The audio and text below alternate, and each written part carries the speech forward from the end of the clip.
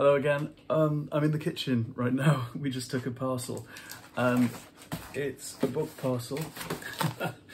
I have been ordering ridiculous things again.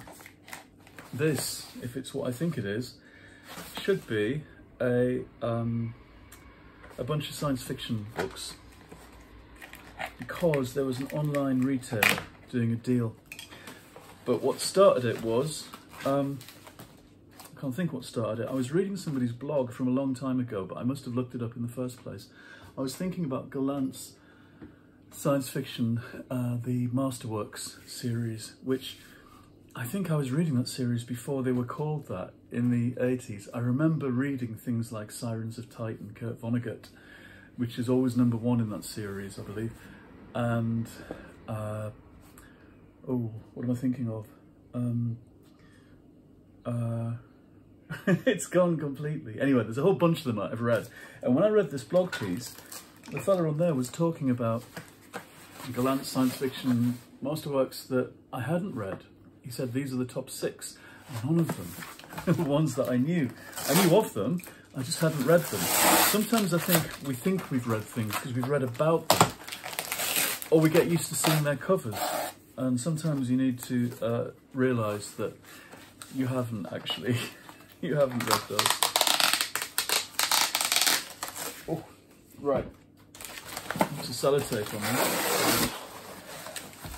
I'm going to put the knife away before I do myself a mischief. Right, there's 6 in here. They're a bit yellow. I mean, they always were yellow. And when Gollancz had science fiction hardbacks in the library, there'd always be this kind of custard yellow bookcase. In Darlington, the old Victorian library there, there'd be this whole wall of just custard drooling down the walls. And they were quite forbidding in some ways. Maybe that's what put me off. I did read a bunch of them, and I read some very odd stuff when I was quite young.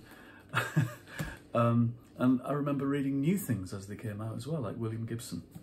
But I do think my science fiction reading is a bit patchy, so this is my attempt to read some classics that I've missed out on. So, is it Arkady and Boris Strugatsky, Roadside Picnic. Now this is a pair that I'd never heard of until quite recently. I'll read the back, it's quite short. Red Shoehart is a stalker, one of those misfits who are compelled in spite of the extreme danger to venture illegally into the zone to collect the mysterious artifacts that the alien visitors left scattered around. His life is dominated by the place and the thriving black market in the alien products. Even the nature of his mutant daughter has been determined by the zone, and it is for her that he makes his last tragic foray into the hazardous and hostile territory. That sounds pretty good. This is from 1972. They smell good. And the print's not too small. Now, 2 Philip K. Dicks. I've read a bunch of Philip K. Dick books, and these are 2 that I thought I had read and I haven't. A Scanner Darkly and The 3 Stigmata of Palmer Eldritch. I might even have paperback copies somewhere. That's true of a couple of these, and I might have rebought things, but they were just too tempting in this edition and these prices, which weren't actually all that cheap. This is from 64. Okay, I'm holding them at this length because of my stupid reading glasses, which I explain in a previous video. Thank you, Specsavers. In the overcrowded world and cramped space colonies of the late 21st century, tedium can be endured through the use of drug Candy, which enables the users to inhabit a shared illusory world. When industrialist Palmer Eldritch, that's Jeremy trying to get into the video again there,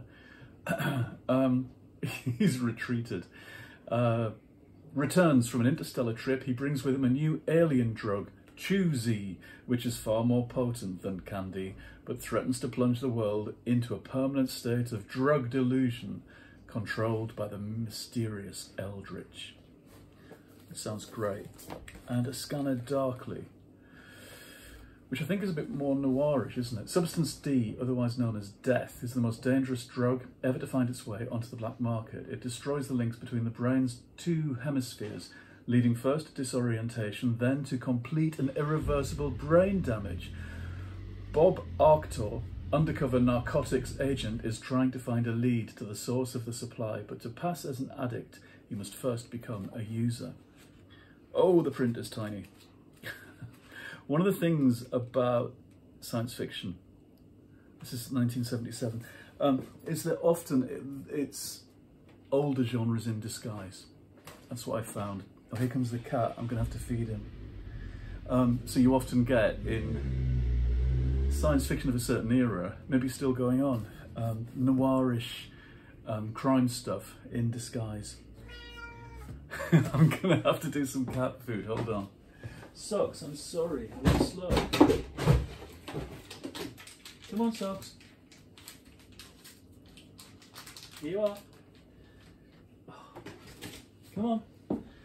Oh, something fell down the stairs by the sounds of it. Now I've got cat food hands, which isn't nice. It's a very domestic kind of video. And you'll be after Dreamies next. Right, I'll move quickly. Alfred Bester, The Star's My Destination, which everyone seems to have read and somehow I've missed out on.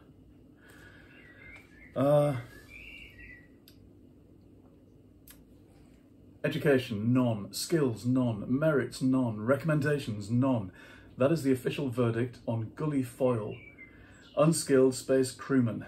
But Gully has managed to survive for 170 days in the airless purgatory of deep space after the wreck of his ship, and now he has escaped to Earth carrying a murderous grudge and a secret that could change the course of history. The cat is refusing to eat until I give him Dreamies. 1956, it's the earliest of this set. Oh, it smells really good. You know when you think books smell nice, I think mostly it's blue.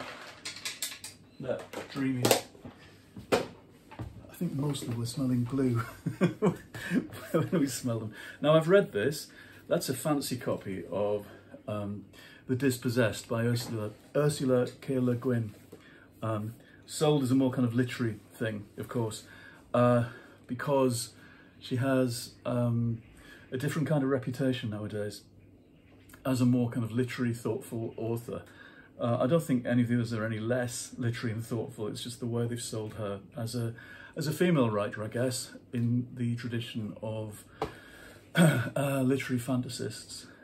Okay, There Was a Wall. I've read this. I have read this. I've got a really old science fiction paperback of this, but I can't remember much of it.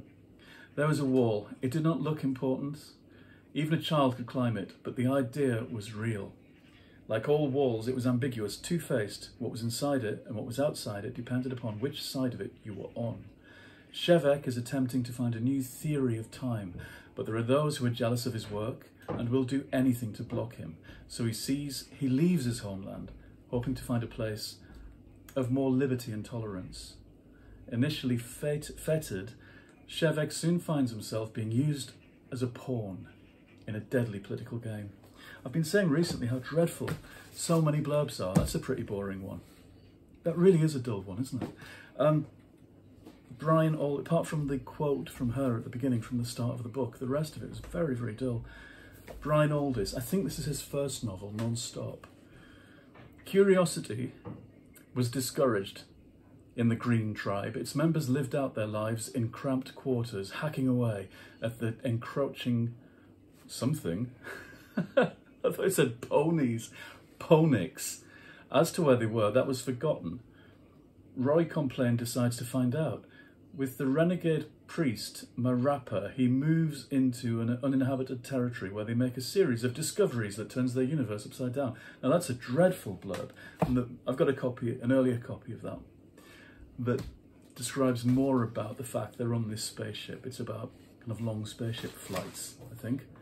And about talking rats and all sorts of things. That just makes it sound dull. One of the things I've been picking up on reading blurbs recently is when the publisher tries to make things that are quite genre-ish, fantasy or science fiction, when they try and make it sound more literary and conventional. and less way out, in the hopes that they're going to bring in more conventional readers and a wider audience. And it's such a mistake, I think. Anyway, print size is quite good in most of those. This really is a consideration. I am going to have to get new reading glasses. That's my science fiction book haul from today. So I'm happy with that in the post. Anyway, I'll let you know how I get on with them. I'll see you again soon in the next episode.